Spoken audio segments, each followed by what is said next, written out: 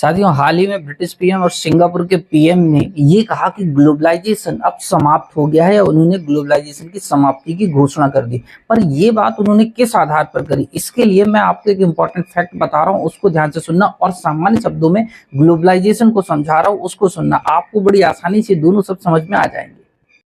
तो ध्यान से सुनिए। ग्लोबलाइजेशन वह अवधारणा है जिसके अंतर्गत कोई राष्ट्र अपने यहाँ अधिशेष उत्पादित जो वस्तुएं हो रही हैं उन्हें किसी अन्य देश में बेच सकता है, या किसी दूसरे देश के यहाँ जो वस्तुएं अधिशेष उत्पादित हो रही हैं वह दूसरे राष्ट्र में भेज सकते हैं। एक तरीके से, सामान्य तरीके से आप इसको ऐसे समझ लीजिए कि आप अपने यहाँ की अर्थव्यवस्था को शेष विश्व के लिए ओपन कर रहे हैं। इसलिए हम इसे सामान्य अर्थव्यवस्था के संदर्भ में यदि बात करेंगे तो हम इसे वैश्वीकरण की अवधारणा बोलते हैं, या इसी को ही इंग्लिश में आप ग्लोबलाइजेशन के नाम से जानते हैं।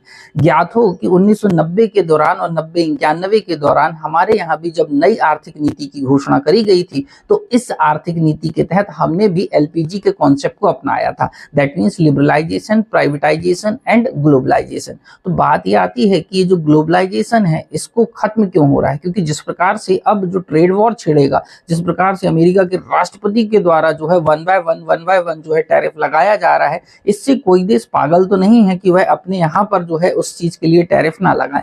तो एक तरीके से एक टकराहट बढ़ेगी, एक तकरार बढ़ेगी, और इस तकरार का जो यदि आप देखेंगे तो परिणाम भयावह भी होते हुए दिख सकते हैं। अर्थात पुनः अर्थव्यवस्थाएं अब संरक्षणवादी की ओर बढ़ रही हैं, और जिसके परिणाम स्वरूप जो है राष्ट्रों को नुकसान होगा और संपूर्ण देशों की अर्थव्यवस्था को एक नुकसान होता हुआ दिख सकता है। प्रश्न ये भी है कि क्या अमेरिका के राष्ट्रपति के द्वारा जो लगाया जा रहा टैरिफ वह उचित है? तो देखिए, अमेरिका के लिहाज से शायद ये सही हो सकता है, परंतु वैश्विक परिवेश में जिस प्रकार से परिस्थितियां बनती हैं उसको भी मद्देनजर रखा जाता है। तो जिसके परिणाम भयावह होते हैं और उसके भुगतान भी, या परिणाम के जो परिणाम है उनको भी सभी को भुगतना होगा। तो इसीलिए आपको ध्यान में रखना होगा कि ग्लोबलाइजेशन क्या है, और आई थिंक अब आपको समझ में आ गया होगा। जय हिंद, जय भारत, और बहुत धन्यवाद। वीडियो अच्छा लगा तो लाइक और शेयर जरूर करें।